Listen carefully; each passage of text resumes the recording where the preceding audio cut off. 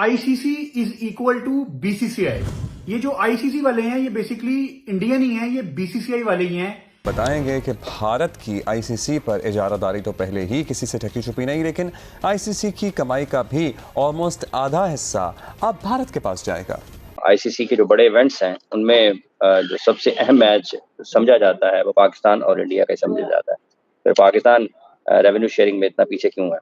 पहले बिग 3 होता था, अब कहा जा रहा है कि बिग 1 है, इंडिया सबसे ज्यादा पैसा ले रहा है। यानी सारा खाना तो इंडिया ले जाएगा, बाकी सब क्या खाएंगे। अगर बीसीसीआई की इंडिया की मार्केट 95% पैसे क्रिकेट में डाल रही है तो वो सबसे ज्यादा पैसे वही कमाएगी और उनका ही राइट है। जो अपने मुल्क में वर्ल्ड कप का मैच खेले तो स्टेडियम फुल नहीं होता। कल हमने देखा, कल से पाकिस्तान में भी जो स्पोर्ट्स शोज हैं या खबरें हैं वहां पर भी चला, काफी ज्यादा क्रिटिसाइज भी किया गया। ICC is equal to BCCI भी चला, हर चीज चली। बिग थ्री का तसव्वुर जो है वो आपको पता है माजी का हिस्सा बन गया है और अब सिर्फ बिग 1 होगा और इसके लिए इंटरनेशनल क्रिकेट का नया फाइनेंशियल मॉडल भी तैयार किया गया है। कह सकते हैं हजम नहीं होती है वो ये है कि जो ऑलरेडी जो इतने अमीर बोर्ड्स हैं, जो रिचेस्ट बोर्ड्स हैं गेम में, वो इस मॉडल में और अमीर होंगे और रिच होंगे और पैसे आएंगे उनके पास। अगले एक साल में इंडिया अकेला मिलके $750 मिलियन, एक साल में $750 मिलियन जनरेट करके देगा क्रिकेट को। कि उसमें फेयर शेयर होना चाहिए। अगर बात रेवेन्यू जहां से आता है वहां को ज्यादा जा रहा है, and this is the reason obviously why India gets the fair share of it, क्योंकि वो सबसे ज्यादा उसमें रेवेन्यू में एडिशन लेकर आते हैं। इंडिया के मैं डॉलर का हिसाब लगा रहा था, वो तो बहुत ही ज्यादा है, तकरीबन $40 बिलियन बन रहा है। अप्रोक्सीमेटली 40 बिलियन प्लस बनेगा। 40 बिलियन, 40 अरब रुपए से ज्यादा, 40 अरब से ज्यादा बनेगा। एक तरफ इंडिया $750 मिलियन मीडिया राइट से जनरेट करेगा और बाकी सारे कंट्री मिला के 50 मिलियन जनरेट करेंगे।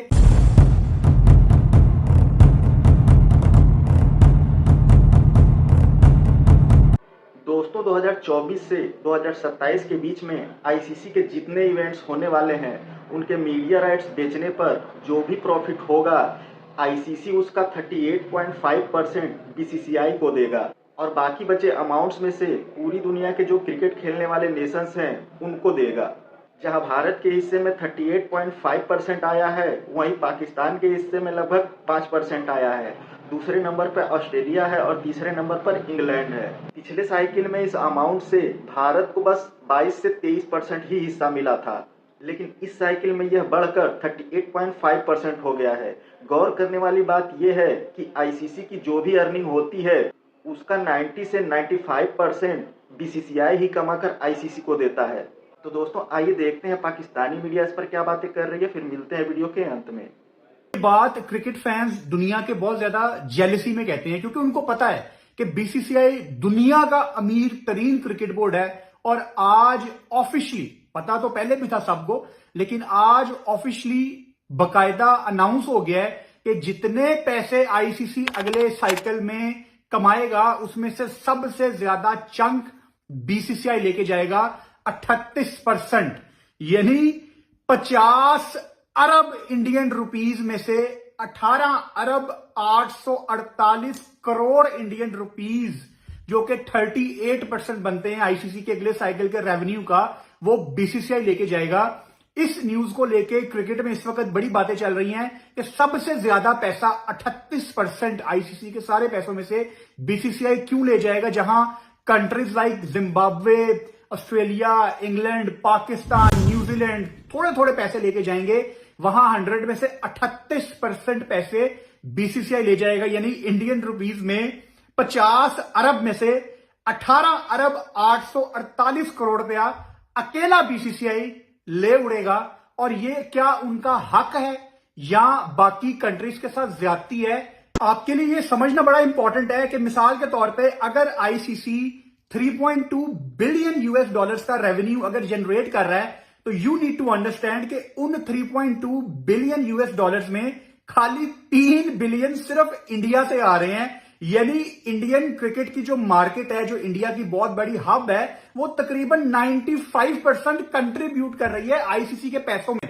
यानी जो आप ये कह रहे हैं कि ICC is equal to BCCI, basically ICC की जेब में जो पैसा है वो तकरीबन 95% उनको इंडिया ही कमा के दे रहा है। तो अगर इंडिया आईसीसी को 95% कमा के दे रहा है और उसमें से सिर्फ वो 38% ले रहे हैं, तो वो तो अपनी जगह अभी भी कम ले रहे हैं। लेकिन यहां पे क्रिकेट फैंस का पॉइंट ऑफ व्यू ये आता है कि फिर आईसीसी इंटरनेशनल क्रिकेट काउंसिल का यहां पे क्या किरदार है, क्योंकि आपके लिए ये बड़ा इंपॉर्टेंट है समझना कि जितने भी एसोसिएट कंट्रीज हैं जो छोटे लेवल पे क्रिकेट खेल रहे हैं, सिंगापुर वगैरह हो गया, युगांडा हो गया, पापुआ न्यू गिनी वगैरह हो गए, वो सिर्फ छोटा सा एक चंक लेंगे इस सारी फंडिंग में से। आईसीसी ने उनको ज्यादा पैसे नहीं दिए। सारे जितने भी ये एसोसिएट कंट्रीज हैं वो तकरीबन 11% पैसे लेंगे, और कंट्रीज लाइक जिम्बाब्वे सिर्फ 2.94% पैसे लेंगे। इसके अलावा श्रीलंका 4% लेगा, आयरलैंड 3% लेगा, पाकिस्तान सिर्फ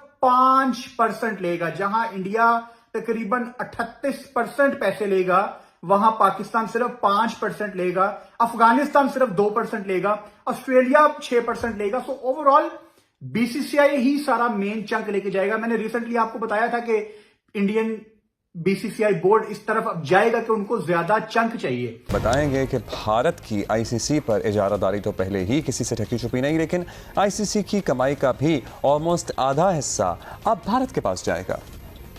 आपको पता है बिग थ्री का तसव्वुर जो है वो आपको पता है माजी का हिस्सा बन गया है, और अब सिर्फ बिग वन होगा।